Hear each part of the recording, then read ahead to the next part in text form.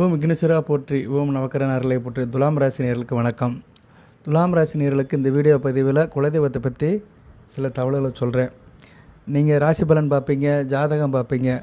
சுவாதி, விசாகம், சித்திரை 3 நட்சத்திரத்தில் பிறந்தாலுமே குலதெய்வத்தோட அருள் இருக்கணும். குலதெய்வத்தோட அருள் இருந்தால் தான் அனைத்தும் கை கொடுக்கும். ஏன்னா ஒரு மனிதன் பிறந்ததிலிருந்து இறுதி வரைக்கும் குலதெய்வத்தோட அனுக்கிரகம் இருக்கணும். ஒரு காரியம் தொடங்கி நல்லபடியாக முடியணும்னா குலதெய்வத்தோட அருள் இருக்கணும். குலதெய்வ வழிபாடு மிகச்சிறப்பாக பார்க்கப்படுகிறது. இங்கே நிறைய பேருக்கு குலதெய்வம் தெரியும். குலதெய்வம் தெரிந்திருந்தாலுமே அந்த குலதெய்வம் நமக்கு அனுக்கிரகமாக இருக்கா, அதை நம்ம எப்படி தெரிஞ்சுக்கலாம் அப்படின்னு சில வழிகள் இருக்குது. அதை தெரிஞ்சுக்கணும். சில பேருக்கு குலதெய்வத்தோட தோஷம் இருக்கும். குலதெய்வம் இருக்கும், குலதெய்வத்தை கும்பிடுவோம், ஆனால் தோஷம் இருக்கும். அது ஜாதகத்தில் தான் பார்க்க முடியும். சில பேருக்கு குலதெய்வமே தெரியாது, ஏதோ ஒரு சாமியை கும்பிட்டுருப்பாங்க. அதை பற்றி இந்த வீடியோவில் பேச போகிறோம். நிறைய தகவல்கள் பேச போகிறோம். எல்லாம் பிரயோஜனமாக இருக்கும். வாழ்நாள் முழுக்க இந்த வீடியோவை வச்சுக்கலாம். அதனால் பொறுமையாக பாருங்கள். எது சந்தேகமான கமெண்ட் பாக்ஸில் கேளுங்க. துலாம் ராசி காலபுருஷ சக்கரத்தின் 7ஆம் இடம், சுக்கிரனுடைய மூலத்திருவுன ஆட்சி வீடு.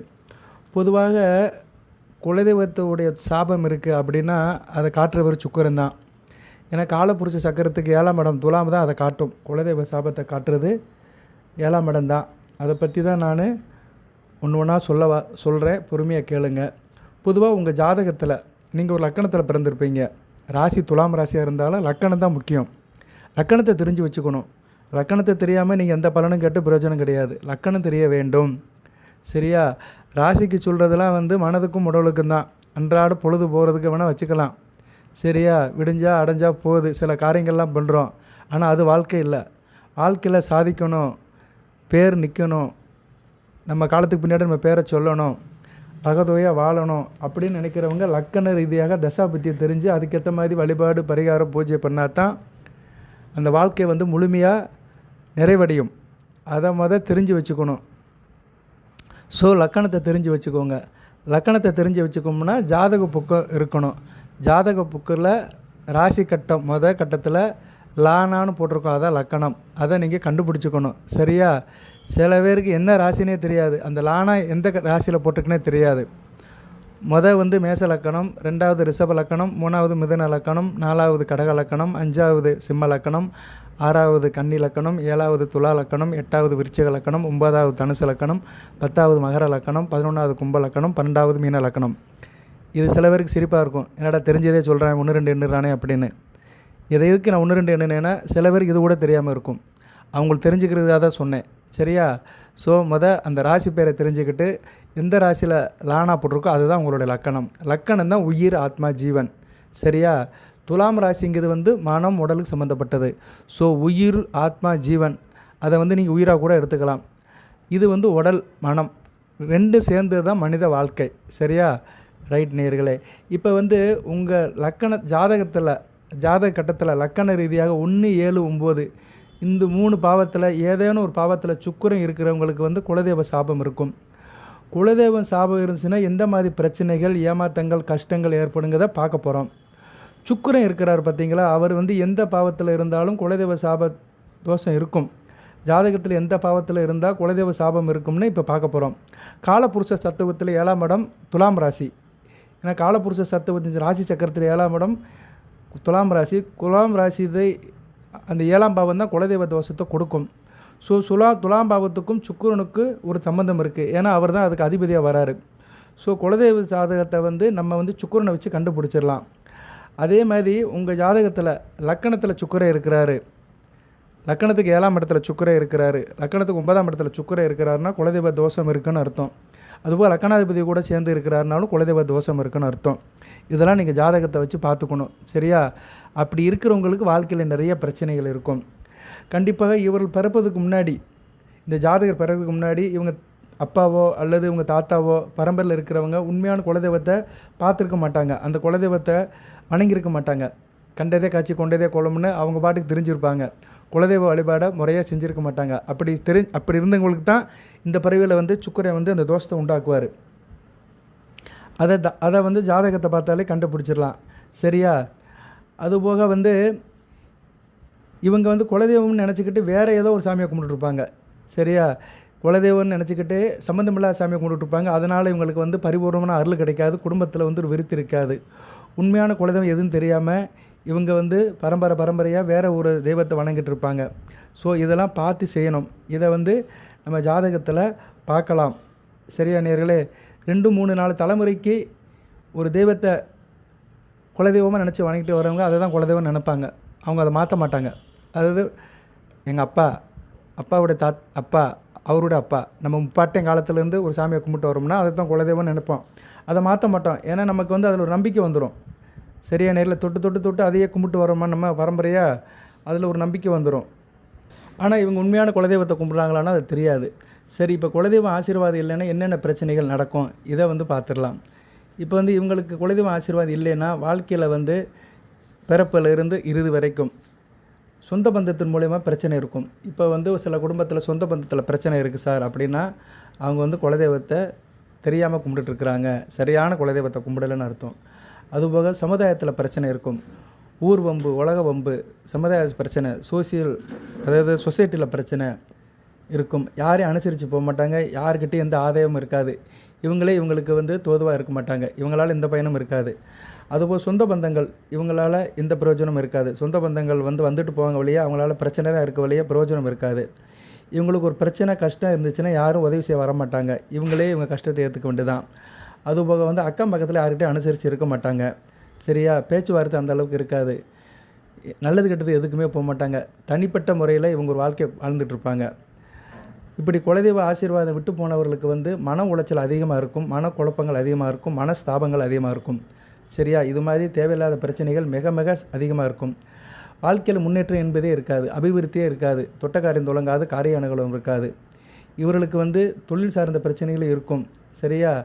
அதே மாதிரி தொழிலில் நஷ்டங்களும் இருக்கும், ஏமாற்றங்களும் இருக்கும்.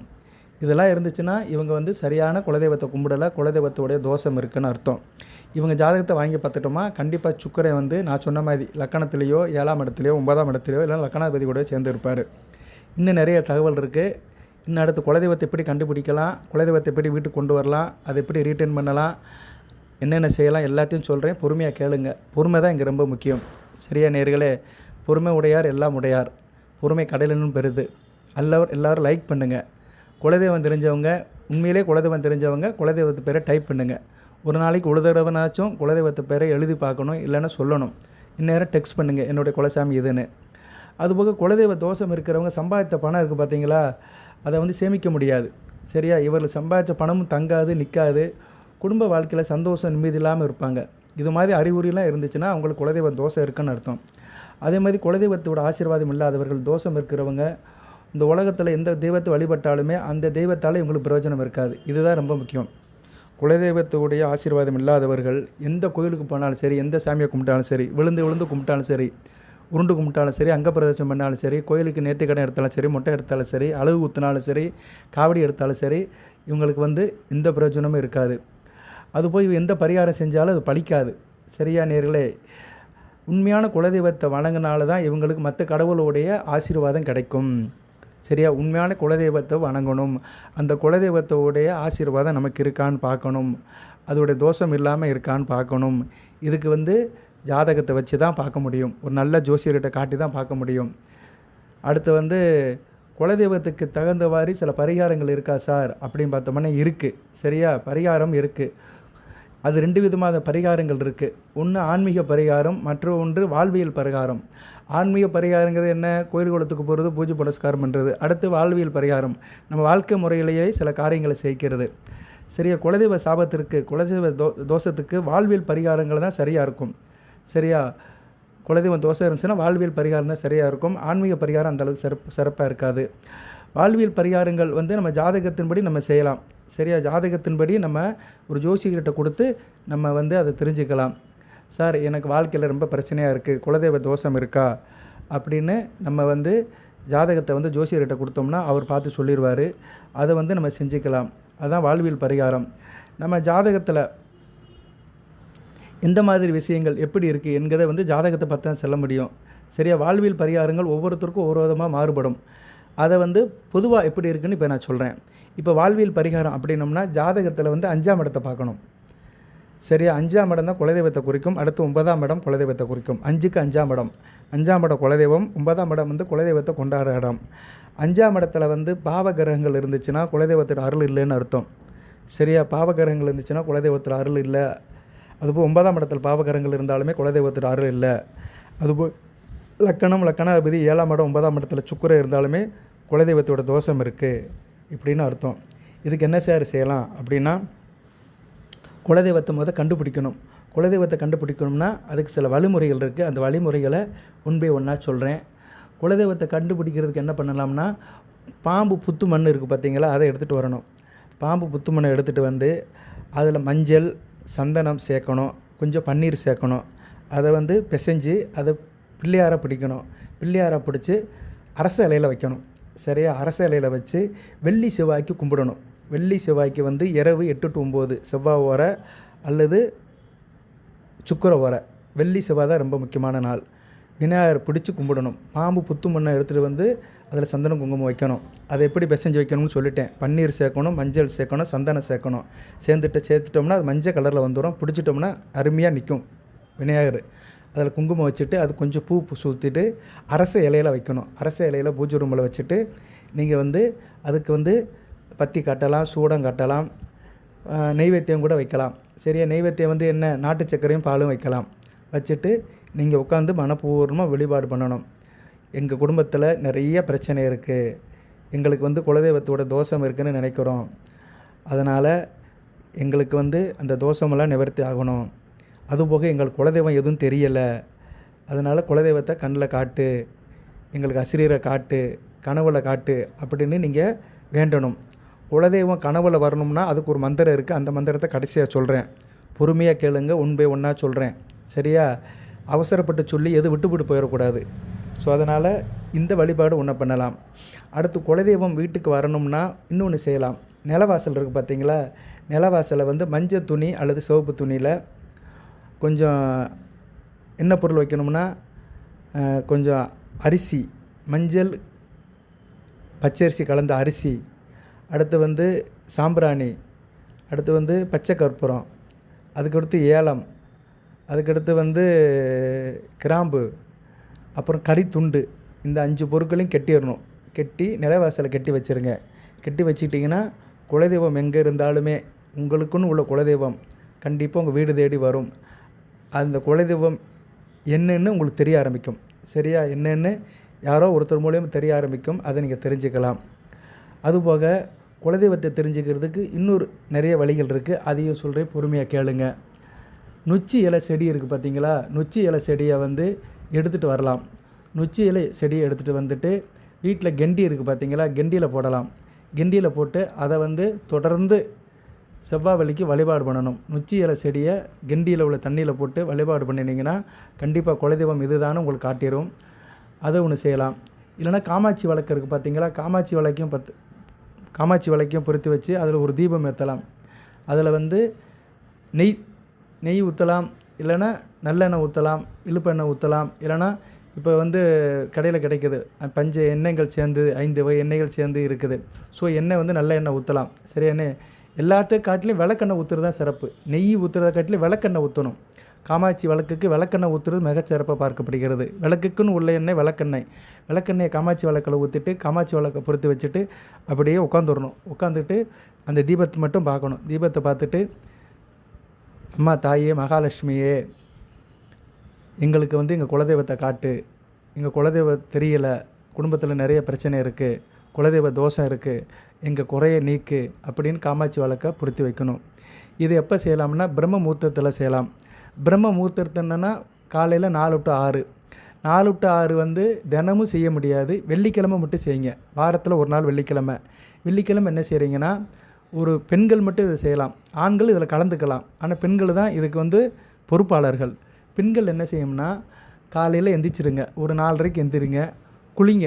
சரியா? குளிக்கும்போது என்ன செய்கிறீங்கன்னா, குளிக்கிற தண்ணியில் திருமஞ்சன பொடின்னு கடையில் கிடைக்கும், நாட்டு மருந்து கடையில் கிடைக்கும். அந்த திருமஞ்சன பொடி, கொஞ்சம் மஞ்சள், கொஞ்சம் கல் உப்பு போட்டு குளிங்க.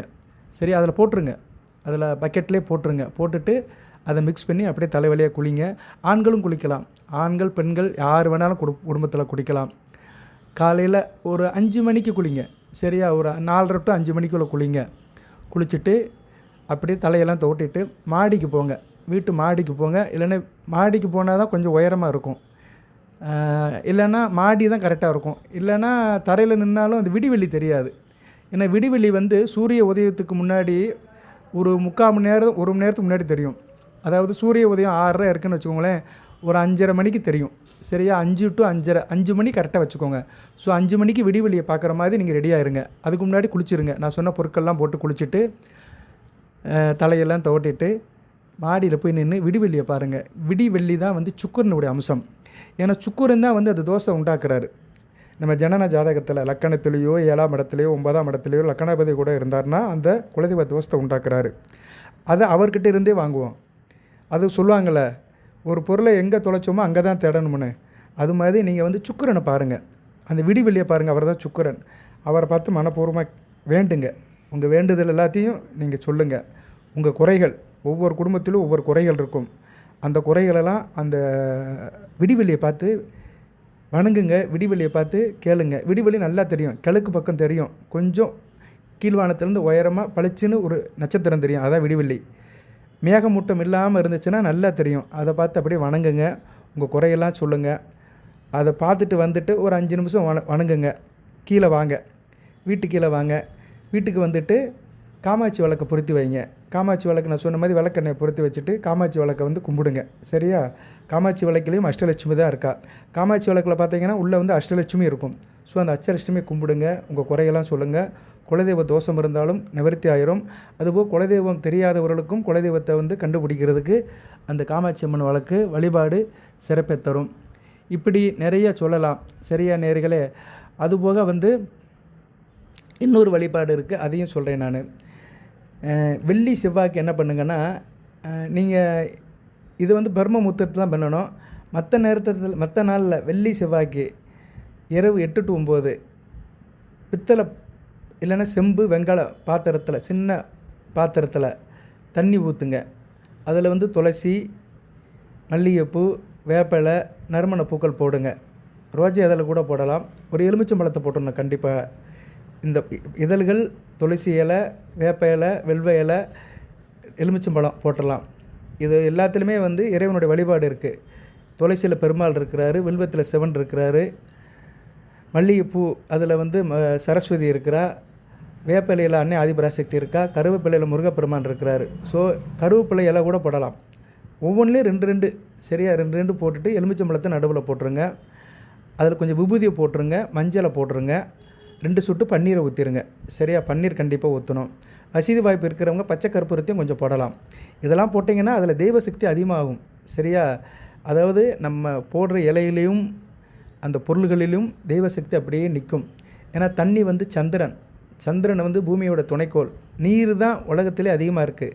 நம்ம பூமியிலேயே வந்து 75% நீர் தான் இருக்குது. நீரை வச்சு தான் நம்ம வாழ்கிறோம். சரியா? நீர் தான் நம்மளை பாதுகாக்குது. சரியா நேர்களே? இந்த பூமியிலேயே 75% நீர் தான் இருக்குது. நிலப்பரப்பு 25% தான்.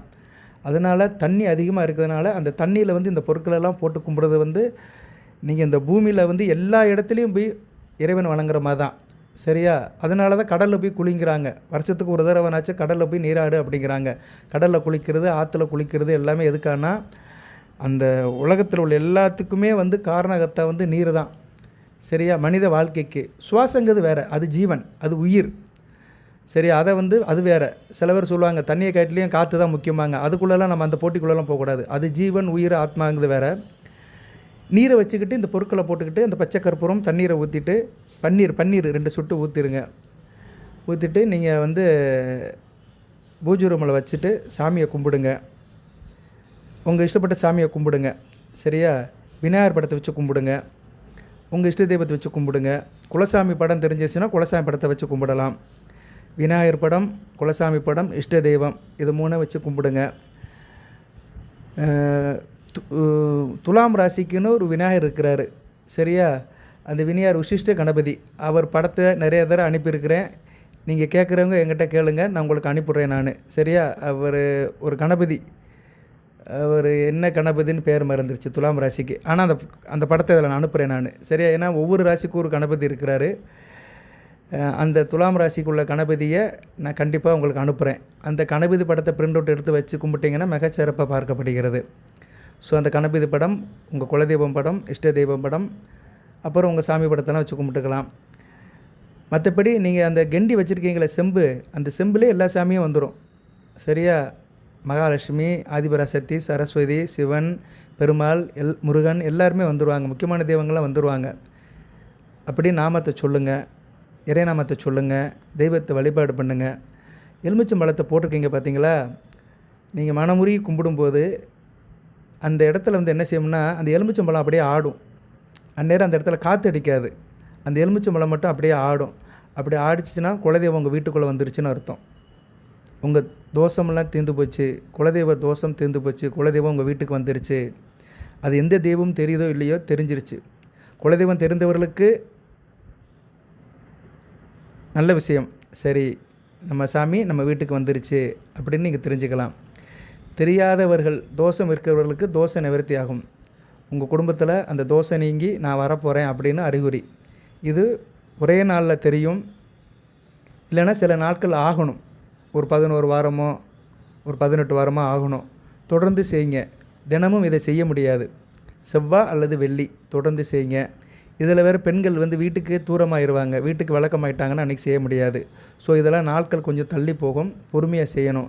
இதை செஞ்சிட்டிங்கன்னா குலதெய்வத்தோட அருள் கண்டிப்பாக கிடைக்கும். அந்த எலுமிச்சம்பழம் அசையுதோ இல்லையோ, பட் இந்த காரியத்தை பின்னினாலே கண்டிப்பாக குலதெய்வம் உங்கள் வீட்டை தேடி வரும். இது வந்து ஒரு முயற்சி தான் திருவினை ஆகும். சரியா நேர்களே? இந்த முயற்சி பின்னாலே குலதெய்வம் வந்து உங்கள் வீட்டில் வந்து உட்காந்துரும். குலதெய்வ தோஷமும் நிவர்த்தி ஆயிரும். சரியா? தோஷம் இருந்தாலும் நிவர்த்தி ஆயிரும், குலதெய்வம் உங்கள் வீட்டில் வந்து உட்காந்துரும். ஸோ இது மாதிரி இதெல்லாம் செய்யுங்க. சரி சார், எனக்கு குலதெய்வம் நல்லா தெரியும், எங்களுக்கு குலதெய்வம் தெரியும் அப்படின்னா அது எப்படி சார் கண்டுபிடிப்பீங்க அப்படின்னா, உங்கள் குலதெய்வத்தை வந்து ஜாதகத்தில் பார்த்து சொல்லலாம். கரெக்டாக சொல்ல முடியாது, ரிலேட்டடாக சொல்லலாம். சரியா? உங்கள் ஜாதகத்தில் லக்கணத்துக்கு 5ஆம் இடம், 5ஆம் இடம் நீர் ராசி, நில ராசி, நெருப்பு ராசி, காற்று ராசி, இந்த 4 ராசியில் எந்த ராசியில் வருதுன்னு பார்க்கணும். அந்த இடத்துல தான் உங்கள் குலசாமி இருக்கும். இப்போ உங்கள் ஜாதக கட்டத்தில் நீங்களே பார்க்கலாம். நீங்கள் வந்து இப்போ துலாம் ராசி மேச லக்கணத்தில் பிறந்திருக்கிறீங்க. 5ஆம் இடம் சிம்மம். சிம்மங்கிறது ஒரு நெருப்பு ராசி. பொதுவாக ராசி கட்டத்தில் சிம்மம், தனுசு, மேசம் இது 3ம் நெருப்பு ராசி. ரிஷபம், கன்னி, மகரம் இது 3ம் நில ராசி. மிதுனம், துலாம், கும்பம் இது 3ம் காற்று ராசி. கடகம், விருச்சிகம், மீனம் இது 3ம் நீர் ராசி. இப்போ நீங்கள் வந்து மேச லக்கணம், துலாம் ராசி. 5ஆம் இடம் சிம்மம் தான் வந்து உங்களுக்கு குலதெய்வத்தை சொல்லும். இப்போ 5ஆம் இடத்துல வந்து செவ்வாய் இருக்கிறாரு வச்சுக்கிடுவோம். ஒரு உதாரணத்துக்கு ஒரு ஜாதகத்தை சொல்கிறேன். உங்கள் சாமி வந்து யாருன்னா முருகப்பெருமானாக இருக்கலாம். முதல் சாய்ஸ் முருகப்பெருமானாக இருக்கலாம். இல்லைனா வந்து பெண் தெய்வமாக இருக்கலாம், ஆக்ரோஷமான பெண் தெய்வமாக இருக்கலாம். சரியா?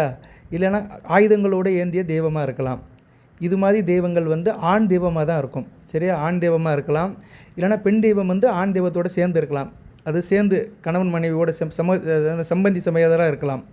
ஸோ 5ஆம் இடத்துல இருக்கிற செவ்வாய் இருந்தார்னா இது மாதிரி ஒரு ஆக்ரோஷமான என்ன சொல்கிறது, ஒரு ஆயுதத்தோடு ஏந்திய தெய்வமாக இருக்கும்.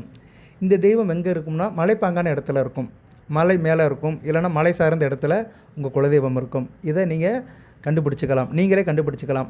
அது சார்ந்த சாமியை நீங்கள் கும்பிடலாம். சரியா? நெஞ்சமே கோயில், நினைவே சுகந்தம், பூஜை கொள்ளா வராய் பரபரமே. எனக்கு குலசாமியே தெரியல சார்னா ஜாதகத்தை வச்சு நீங்கள் கும்பிடலாம். சரியா? இது ஒரு முறை. அதுபோக நீங்கள் வந்து இப்போ ரிஷப லக்கணத்தில் பிறந்திருக்கிறீங்க. துலாம் ராசி ரிஷப லக்கணம். 5ஆம் இடம் கன்னி வரும். கன்னி வந்து நில ராசி. ஸோ கன்னி, மகரம், ரிஷபம் இதெல்லாம் 5ஆம் இடம் வந்துச்சுன்னா உங்கள் சாமி வந்து தரையில் இருக்கிறாருன்னு அர்த்தம், வயக்காட்டில் இருக்கிறாரு அப்படின்னு அர்த்தம். அவர் இருக்கிற இடத்த சுற்றி வயல்வெளிகள் இருக்குதுன்னு அர்த்தம். இப்போ உங்களுக்கு லக்கண ரீதியாக 5ஆம் இடம் வந்து மீனம், விருச்சிகம், கடகம் வருது. அப்படின்னா நீங்கள் மீன லக்கணத்தில் பிறந்திருக்கீங்கன்னு வச்சுக்கிறோம். துலாம் ராசி மீன லக்கணம், 5ஆம் இடம் கடகம் தான் வரும். அப்படி நீர் ராசி வந்துச்சுன்னா உங்கள் குலசாமி எங்கே இருக்குன்னா நீர் நிலையில் இருக்கும். ஆத்தோரம், கம்மாவோரம், கடலோரம் இப்படி ஒரு இடத்துல இருக்கும். சரியா? இப்போ இருக்கங்குடி மாரியம்மன் கோயில்னு வச்சுக்கோங்களேன், குலசாமின்னா அது ஆற்ற கடந்து தான் போகணும். அப்படிப்பட்டவங்களுக்கு எப்படி இருக்கும்னா துலாம் ராசியில் மீன லக்கணத்தில் பிறந்திருப்பாங்க. 5ஆம் இடத்துல வந்து பெண் தெய்வம் இருக்கும். சரியா? 5ஆம் இடத்துல வந்து ஒரு செவ்வாய் இருப்பார். நீசமானாலுமே அவர் செவ்வாய் இருப்பார். அது துடியான சாமி இருக்கங்குடி மாரியம்மன். ஸோ இப்படி கண்டுபிடிச்சிக்கலாம். இல்லைனா 5ஆம் இடத்துல வந்து கேது இருப்பார். கேது இருந்தாலுமே காவல் தெய்வம் தான். இருக்கங்குடி மாரியம்மன் ஒரு காவல் தெய்வம் தான். அந்த ஊருக்கு காக்கிற ஒரு காவல் தெய்வம் தான். இப்படி நிறைய சொல்லலாம். ஸோ இப்படி நிறைய அமைப்பு வச்சு தெய்வத்தை சொல்லலாம். ராசியை வச்சு அந்த தெய்வம் வந்து மலையில் இருக்கா, நிலத்தில் இருக்கா, தண்ணி பாங்கான இடத்துல இருக்கா, இல்லைன்னா வெட்ட வெளியில் இருக்கா, காற்று பாங்கான இடத்துல இருக்கா அப்படின்னு சொல்லலாம். அதுபோக அந்த தெய்வங்களை தெய்வ 5ஆம் இடத்துல சூரியன் இருக்கிறாருன்னா சிவன் அம்சம் உள்ள தெய்வங்கள். இப்போ லக்கணத்துக்கு 5ஆம் இடத்துல சூரியன் இருக்கிறாருன்னா சிவனுடைய அம்சம். சிவன், ஈஸ்வரன், முனீஸ்வரன், காலபைரவர் இப்படி விபூதி கொடுக்குற தெய்வமாக இருக்கும். அந்த கோயிலில் வந்து விபூதி கொடுப்பாங்க, ஆண் தெய்வம் தான். சந்திரன் இருக்கிறாருன்னா அம்பாள், அம்மன், பேச்சி அம்மன், முப்படாதி அம்மன், இப்படி எத்தனையோ அம்மன் இருக்குது. அங்காள பரமேஸ்வரி இப்படி மாதிரி அம்மனாக இருக்கும். அந்த அம்மன் கோயிலில் வந்து குங்குமம் கொடுப்பாங்க, இல்லைன்னா மஞ்சள் கொடுப்பாங்க. சில அம்மன் கோயிலில் விபூதியும் கொடுக்குறாங்க. செவ்வாய் இருக்கிறாருன்னா முருகப்பெருமான், துடியான தெய்வங்கள். புதன் இருக்கிறார் 5ஆம் இடத்துல பெருமாள் சம்மந்தப்பட்ட தெய்வங்கள், பெருமாளுடைய அம்சம் நிறையா இருக்குது. அடுத்து வந்து ராகு இருக்கிறாரு, ஆக்ரோஷமான தெய்வம், பத்திரகாளி, வனகாளி, ருத்ரகாளி, ரணகாளி, இப்படி காளி அம்சம் கொண்ட தெய்வங்கள். அப்புறம் காவல் தெய்வங்கள், ஊர் காவல் தெய்வங்கள் இப்படி சொல்லலாம். கேது இருக்கிறாரு, காவல் தெய்வங்கள், பாண்டி முனீஸ்வரர். அப்புறம் வந்து காவல் தெய்வங்கள் நிறைய சொல்கிறாங்கள்ல, ஹைகோர்ட்டு பேச்சு, இப்படி நிறைய தெய்வங்கள்லாம் இருக்குது. சரியா, பேச்சி அம்மன், நிறைய தெய்வங்களுடைய பேரெல்லாம் வந்து வித்தியாசமாக இருக்கும். சரியா, அந்த தெய்வங்கள் பேரை கட்டாலே வித்தியாசமாக இருக்கும். அதெல்லாம் ஊர் காவல் தெய்வங்கள். அந்த ஊர்லேயே வாழ்ந்தவங்க வந்து 2-3 தலைமுறைக்கு முன்னாடி வாழ்ந்து இறந்துருப்பாங்க, அவரே காவல் தெய்வமாக கும்பிடுவாங்க. பெரிய சாமி, இப்படி நிறைய சாமிலாம் இருக்கும். சரியா, பெரிய சாமி, சின்ன கருப்பு, பெரிய கருப்பு, இவங்களாம் வந்து அந்த காவல் தெய்வங்களாக இருப்பாங்க. இவங்களாம் லக்கணத்துக்கு 5ஆம் இடத்துல ராகு கேதுகள் இருந்தாங்கன்னா அந்த அமைப்பு தான். இப்படி நிறைய சொல்லிட்டு போகலாம். சுக்கிரன் இருக்கிறாரு, சுக்கிரன் லக்கணத்துக்கு 5ஆம் இடத்துல இருந்தாருன்னா பெண் தெய்வங்கள், சாத்வீகமாத பெண் தெய்வங்கள், அமைதியான தெய்வங்கள். சரியா, தினமும் அபிஷேகம் அலங்காரம் செய்கிற அலங்காரமுள்ள தெய்வங்கள். அந்த கோயிலுக்கு எப்போ போனாலுமே அந்த அம்மனுக்கு அலங்காரம் பண்ணி ஜெகஜோதியாக இருக்கும். அப்படிப்பட்ட தெய்வங்கள் குலதெய்வமாக இருக்கணும்னா லக்கணத்துக்கு 5ஆம் இடத்துல சுக்கிரன் இருப்பார். இப்படி நம்ம ஜாதகத்தை வச்சு கண்டுபிடிக்கலாம் நேயர்களே. அதுபோக வந்து குலதெய்வம் உங்களுக்கு தெரியும், குலதெய்வம் தெரியுது சார், எனக்கு குலதெய்வ தோஷம்லாம் இல்லை, குலதெய்வம் எனக்கு நல்லா தெரியும் அப்படின்னா நீங்கள் எப்படி கண்டுபிடிக்கலாம்னா, உங்கள் குடும்பத்தில் அந்த பேர் இருந்துக்கிட்டே இருக்கும். உங்கள் தாத்தா பேர் கருப்பசாமியாக இருக்கும், உங்கள் பெரியப்பா பேர் கருப்பசாமியாக இருக்கும், ஒன்று சின்ன கருப்பாக இருக்கும், இல்லை பெரிய கருப்பாக இருக்கும். இல்லைனா உங்கள் குடும்பத்தில் யாருக்குனாச்சும் கருப்பணசாமின்னு பேர், அந்த பேர் அடிக்கடி வந்துக்கிட்டே இருக்கும். ஸோ அப்போ உங்கள் குலசாமி வந்து கருப்பசாமின்னு வச்சுக்கலாம். இல்லைனா முருகன் பேர் குடும்பத்திலே வச்சுருப்பாங்க, முருகேசன், பழனிவேலு, கந்தசாமி, இப்படி முருகன் பேர் வந்துக்கிட்டே இருக்கும். வந்துகிட்டே இருக்குன்னா குலசாமி வந்து முருகன் எடுத்துக்கலாம். மாரியம்மா, மாரியப்பன், மாரிச்சாமி இப்படி வந்துச்சுன்னா மாரியம்மன் வந்து குலசாமியாக இருக்குன்னு அர்த்தம். உங்கள் அங்காளி பங்காளி விஷயத்தில் அந்த பேர் வந்துக்கிட்டே இருக்கும். உங்கள் அப்பா கூட பிறந்த உறவு முறையில் உங்கள் அப்பா கூட பிறந்த அக்கா மாரியம்மா, அப்பா கூட பிறந்த பெரியப்பாம்மை, சித்தப்பாம்மை, மாரிச்சாமி, மாரியப்பன், மாரிமுத்து, இப்படி சில பேர்கள்லாம் வந்துச்சுன்னா அங்கே வந்து மாரியம்மன், அம்மன் வந்து குலசாமின்னு எடுத்துக்கலாம். ஸோ இந்த பேரை வச்சு கூட நம்ம குலசாமியை கண்டுபிடிச்சிக்கலாம். இன்னும் குலசாமி தெரியாதவங்க ஊர் உங்கள் பூர்வீகத்தில் போய் அங்கே இருக்கிற வயசானவங்களை கேட்டிங்கன்னா சொல்லுவாங்க, ஆமாப்பா உன் பாட்டேன் வந்து அந்த காலத்தில் இந்த சாமியை தான் அப்போ கும்பிட்டான்னு அப்படின்னு சொல்லுவாங்க. இதெல்லாம் தெரியாதவங்க இப்படிலாம் தெரிஞ்சுக்கலாம். சார் எனக்கு ஒன்றுமே அடைபடலை சார், எனக்கு குலசாமியே தெரியலை, என்னால் கண்டுபிடிக்கவே முடியல, நான் வந்து பிறந்த ஒரு இடம், வளர்ந்த ஒரு இடம், இப்போ நான் வெளிநாட்டில் இருக்கேன், வெளியூரில் இருக்கிறேன், எனக்கு குலசாமியே தெரியலை அப்படின்னு சொல்கிறவங்க பெருமாளை கும்பிடுங்க. ஒரே வரி, குலசாமி யாருன்னு தெரியாதவங்க பெருமாளை கும்பிடுங்க. சரியா, பெருமாளை கும்பிடலாம். சனிக்கிழமை தோறும் பெருமாள் கோவிலுக்கு போய்ட்டு வந்தீங்கன்னா அதுதான் உங்களுக்கு குலசாமி. இதுதான் ஃபைனலு. சரி, அடுத்து வந்து குலசாமியை வந்து வீட்டில் வச்சு எப்படி கும்பிடலாம், ஆராதனை பண்ணலாம் அப்படின்னா, ஃபோட்டோ வச்சு கும்பிடலாம், விக்கிரம் வச்சு கும்பிடலாம். அடுத்து வந்து குலசாமி கோயிலேருந்து மண் எடுத்துகிட்டு வரலாம். அந்த மண்ணை மஞ்சள் பையில் போட்டு எடுத்துகிட்டு வரணும். அந்த மண்ணை வந்து வீட்டில் ஒரு மஞ்சள் துணியில் கட்டி அதில் சந்தன குங்குமம் வச்சு அதுக்கு பூ சூட்டி கற்பூரம் தீபாரணையெல்லாம் காட்டலாம். அதை வந்து பூஜை ரூம்லேயே வச்சு நீங்கள் கும்பிடலாம், குலசாமியாக கும்பிடலாம். அடுத்து வந்து குலசாமி கோயிலுக்கு போகிறீங்க அப்படின்னா என்றைக்கு சார் போகலாம் அப்படின்னா, ஆண் தெய்வமாக இருந்தால் அமாவாசை அன்னைக்கு போகலாம், பெண் தெய்வமாக இருந்தால் பௌர்ணமி அன்னைக்கு போகலாம். இல்லைன்னா நீங்கள் பிறந்த நட்சத்திரத்தை அன்றைக்கி போகலாம். உங்கள் குடும்பத்தில் பிறந்த நட்சத்திரம் யார் நட்சத்திரம்னா, உங்கள் குடும்பத்தில் அப்பா இருக்கிறாருன்னா அப்பா பிறந்த நட்சத்திரத்தை அன்றைக்கி தான் போகணும். இப்போ குடும்பத்தில் உங்கள் அப்பா இருக்கிறார், அவர் தான் மூத்தவர். அப்பாவுக்கு அம்மா இருக்கிறாங்க, அண்ணன் தம்பி அக்கா தங்கச்சி எல்லாம் இருக்கிறாங்க, எல்லோரும் கோயிலுக்கு போகணும் அப்படின்னா அப்பா என்றைக்கு பிறந்திருக்கிறாரோ அன்றைக்கி நட்சத்திரத்தில் தான் போகணும். உங்கள் அப்பா வேறு ராசியில் கூட பிறந்திருப்பார், உங்கள் அப்பா மேச ராசியில் பரணி நட்சத்திரத்தில் பிறந்திருக்கிறாருன்னா அவர் ஜென்ம நட்சத்திரத்தை அன்றைக்கி கோயிலுக்கு போனால் தான் சிறப்பு. அவருக்கு பின்னாடி நீங்கள் போகணும். ஏன்னா அப்பனை வச்சு தான் குலசாமியை கொண்டாடப்படுகிறது. சரியா, இது ஆண்களுக்கு. பெண்களுக்கு வந்து திருமணம் ஆகிற வரைக்கும் அப்பன் சாமி, திருமணம் ஆயிடுச்சுன்னா புருஷன் சாமி. புகுந்த வீட்டுக்கு போயிடுச்சுன்னா புருஷன் எனக்கு எந்த கும்பிட்றானோ அதை தான் கும்பிடணும். சரியா? அப்படி மாறி போயிடும். அங்கே உங்கள் மாமனார் எடுத்துக்கணும். உங்கள் மாமனாருக்கு என்றைக்கு பிறந்தநாள் வருதோ அன்றைக்கி தான் நீங்கள் அவர் பின்னாடி போகணும். சரியா? பெண்களுக்கு பிரிஞ்சு போயிடும். புருஷன் வீட்டுக்கு போயிட்டால் புருஷனுடைய சாமி குலசாமியாக போயிடும். அதுபோல் குலசாமி கோயிலுக்கு போகிறீங்க, முக்கியமாக இதை செய்யணும். இப்போ நான் சொல்கிறது தான் இப்போ முக்கியமான இடம். குலசாமி கோயிலுக்கு போகும்போது பங்காளிகளோடு சேர்ந்து போகணும். பங்காளிகள்லாம் யாருன்னா உங்கள் அப்பா வழி உறவு முறைகள், இவங்க கூட சேர்ந்து போனீங்கன்னா மிகச்சிறப்பாக பார்க்கப்படுகிறது. பெண்களும் சேர்ந்து இருக்கணும். பங்காளிகள்னால் அங்கே செவ்வாயோட அணுக்கரம் வந்துடும். பெண்கள்னால் சந்திரனோட அணுக்கரம் வந்துடும். அதேமாதிரி அப்பானா சூரியன் சந்திரன் செவ்வாய் இந்த 3 கிரகங்களோட அணுக்கரம் வந்துடும். சரியா? மிகச்சிறப்பாக பார்க்கப்படுகிறது. நல்ல விதமாக பார்க்கப்படுகிறது. இப்போ துலாம் ராசியில் வந்து செவ்வாய் 2 7 கூடையவன், குடும்ப ஸ்தானாதிபதி கலஸ்தர ஸ்தானாதிபதி, குடும்பம் கணவன் மனை உறவு கூட்டு தொழில் பங்கு சந்தை எல்லாம் சிறப்பாக இருக்கும். சூரியன் உங்கள் ராசிக்கு 11 கூடையவன், லாபம் இருக்கும். எங்கே போனாலும் உங்களுக்கு லாபம் பலவாறு இருக்கும். லாபம் கிடைக்கணும். ஒரு மனித வாழ்க்கையில் லாபம் அடையணும்னா லாபம் இருக்கணும். லாபம் இருந்தால் தான் பிரயோஜனமே. லாபங்கிறது பணம் மட்டும் லாபம் கிடையாது. நல்ல பிள்ளைகளை பெற்றுட்டோம்னா அது ஒரு லாபம். நல்ல ஒரு தாய் தகப்பனுக்கு பிள்ளையாக பிறந்தோம்னா அது ஒரு நல்ல லாபம். நமக்கு படிப்பு நல்லா வருதுன்னா கல்வி நமக்கு ஒரு லாபம். நல்ல இடத்துல உத்தியோகம் கிடச்சிச்சின்னா அது ஒரு லாபம். நம்ம பிள்ளைங்க நல்லா இருக்குன்னா அது ஒரு நல்ல லாபம். நமக்கு வாரிசு பிறந்துருச்சு, நம்ம மகனுக்கு மகன் பிறந்துட்டான், பேரன் பிறந்துட்டான், என் குலம் விருத்தி ஆயிடுச்சு, அது ஒரு லாபம். ஸோ லாபங்கிறது வந்து பணத்தை மட்டும் வச்சு கிடையாது. நம்ம வாழ்க்கையில் அந்தந்த காலகட்டத்தில் நமக்கு சாதகமாக நடக்கிற அனைத்து விஷயங்களுமே நமக்கு லாபம்தான். ஸோ அந்த லாபாதிபதி சூரியனும் அங்கே வந்துடுவார். அடுத்து சந்திரன் கர்மாதிபதி, காரியம். துலாம் ராசியில் நீங்கள் செய்கிற காரியங்கள் அனைத்துமே நல்லதாக இருக்கணும் அப்படின்னா சந்திரனோட அணுக்கரம் வந்துடும். ஸோ செவ்வாய் சந்திரன் சூரியன் இவங்க 3 பேருமே அந்த குலசாமி கும்பிடும்போது அந்த காரகத்துவம் கரெக்டாக வந்துடும். அந்த ஆதிபதி விசேஷமும் கரெக்டாக கிடைக்கும். அதுபோல் குலசாமி கோயிலில் வந்து நீங்கள் கும்பிடும்போது வந்து சக்கரை பொங்கல் வைக்கணும். குலசாமிக்கு வந்து வஸ்திரம் வாங்கி சாத்தணும். குலசாமிக்கு வந்து வஸ்திரம்னா பெண் தெய்வம்னா புடவை வாங்கி கொடுக்கணும். ஆண் தெய்வம்னா அவருக்கு வேட்டி துண்டு வாங்கி கொடுக்கணும். அப்படி வாங்கிட்டு போக முடியலன்னா அதுக்கு உண்டான பணத்தை உண்டியில் போட்டுடலாம். அது போக சக்கரை பொங்கல் வைக்கணும். குலசாமி கோயிலில் போய் நீங்கள் சக்கரை பொங்கல் வைக்கணும். சக்கரை பொங்கல் வைக்கிறதுக்கு சிறப்பாக பார்க்கப்படுகிறது. இப்போ துலாம் ராசிக்கு எதுக்கு நான் இப்போ இந்த குலசாமி பற்றி சொல்கிறேன், இந்த குலசாமி தோஷத்தை பற்றி சொல்கிறேன்னா, இப்போ வந்து ராசிக்கு 5ஆம் இடத்துல ராகு இருக்கிறாரு. ராகு வந்து சுப தொடர்பு இல்லாமல் இருக்கிறாரு. சரியா? சுப தொடர்பு இல்லாமல் இருக்கிறார். அதனால தான் இப்போ சொல்லிகிட்ருக்கிறேன். சரியா? ராசிக்கு 5ஆம் இடம் வந்து சிறப்பாக இல்லை, சுப தொடர்பு இல்லை. அதுபோல் ராசிக்கு 9ஆம் இடத்துலையும் குரு இல்லை, 8ஆம் இடத்துல அவர் 10ஆம் இடத்துல இருக்கிறாரு. அதனால் இந்நேரம் வந்து குலசாமி வழிபாடை நீங்கள் அதிகப்படுத்திட்டீங்கன்னா எல்லா பிரச்சனையும் தீரும். இது வந்து கோச்சாரத்துக்கு சொல்கிறேன். இந்த அமைப்பு மாறலாம், கோச்சார அமைப்பு மாறிக்கிட்டே தான் இருக்கும். இருப்பினும் ராசிக்கு 5ஆம் இடத்துல பாவகரங்கள் வந்துச்சுன்னா குலசாமியோட வரல் கொஞ்சம் கட்டுப்பட்டு தான் இருக்கும். அதனால தான் இப்போ துலாம் ராசிக்கு இந்த வீடியோவை சிறப்பாக எடுத்து போடுறேன். அதுபோல் குலசாமி கோயிலில் வந்து சக்கரை பொங்கல் வைக்கணும். சக்கரை பொங்கல் வந்து நீங்கள் கண்டிப்பாக வைக்கணும். சார் நான் சில பேர் திடீர்னு போவாங்க குலசாமி கோயிலுக்கு, நான் அந்த சட்டி பானையில் எடுத்துகிட்டு போகல சார், சக்கரை பொங்கல்லாம் வைக்க முடியல அப்படின்னா நீங்கள் குலசாமி கோயிலுக்கு போகும்போது என்ன பண்ணுங்கன்னா, ஒரு 5 ரூபாய்க்கு 10 ரூபாய்க்கு நாட்டு சக்கரை வாங்கிட்டு போருங்க, இல்லைனா தூள் சக்கரை வாங்கிட்டு போயிருங்க. சரியா? அது வாங்கிட்டு போய் என்ன பண்ணுறீங்கன்னா குலசாமி கோயிலை கும்பிடுங்க. குலசாமியை கும்பிடுங்க, காணிக்கை போடுங்க, உண்டியல் போடுங்க. அந்த நாட்டு சக்கரை இருக்குது பார்த்தீங்களா, அதை வந்து அந்த காம்பவுண்ட் வாலை ஒட்டி போட்டு வந்துடுங்க. குலசாமி கோயிலை சுற்றி வருவீங்களா, அப்போ வந்து மதில் சுவர் இருக்கும். சரியா? கோயிலை சுற்றி எப்போயுமே சுவர் இருக்கும். சுவரை சுற்றி உள்பக்கம் வந்து அப்படியே சுவரோரம் அப்படியே அங்குள்ள எறும்புகளுக்கு வந்து அந்த தூள் சக்கரையோ நாட்டு சக்கரையோ அப்படியே போட்டு வந்துடுங்க. எவ்வளோ இருக்கோ அதை அப்படியே கையில் எடுத்துக்கிட்டு அந்த குலசாமி பேரை சொல்லிக்கிட்டு அப்படியே போட்டுட்டு வந்துடுங்க.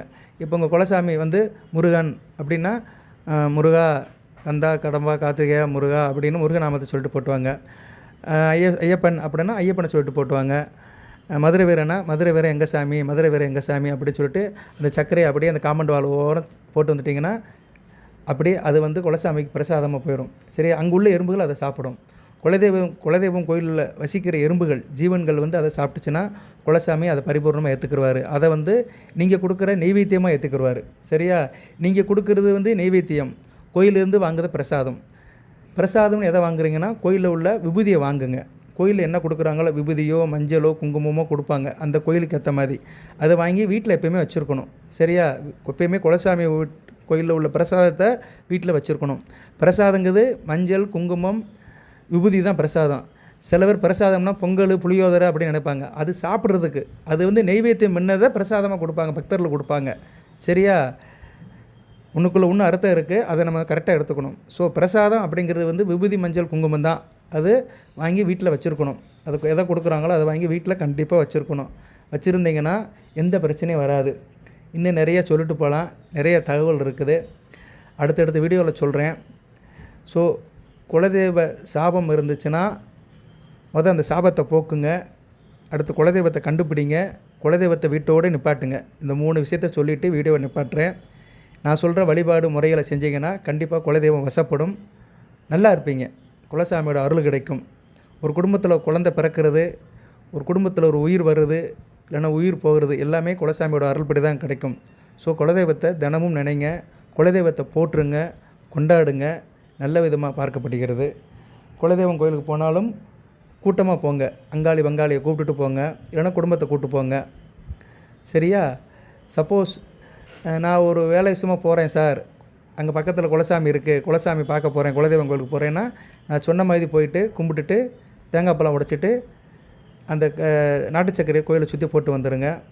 பிடிமண்ணை எப்போயும் எடுக்கணும் கிடையாது, ஒரு தடவை எடுத்துகிட்டு வந்தால் போதும். கோயிலுக்கு வெளியே மண் இருக்கும், சில நேரம் கோயிலுக்குள்ளேயே மண் இருக்கும். ஒரு பிடி மண்ணை மஞ்சள் பயிர் போட்டு எடுத்து வீட்டில் வச்சு கும்பிடலாம், குலசாமியை நினச்சி கும்பிடலாம்.